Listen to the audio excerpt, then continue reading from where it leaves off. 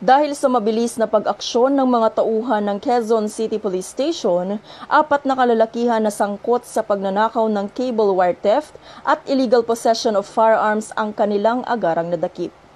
Kinilala ng La Loma Police Station 1 ng QCPD ang mga suspect na sina alias J, 21 taong gulang at alias Paulo, 18 taong gulang na kapwa-residente ng barangay Sauyo sa Quezon City. Kasama ang isang menor de edad na 15 taong gulang at si alias Michael, 18 taong gulang, kapwa naman residente ng barangay Pasong Tamo ng naturang lungsod.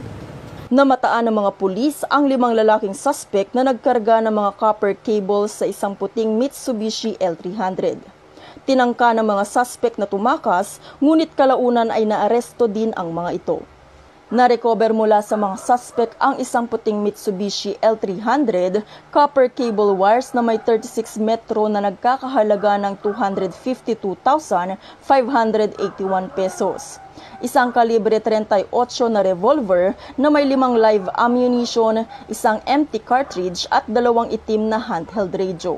Kakasuhan ang mga ito ng RA 10515 o Anti-Cable Television and Cable Internet Tapping Act of 2013 at RA 10591 o mas kilala bilang Comprehensive Firearms and Ammunition Regulation Act. Mula dito sa Quezon City, ako po ang inyong PNN correspondent, Patrolwoman Abigail Rojas, alagad ng batas, tagataguyod ng Balitang Pulis.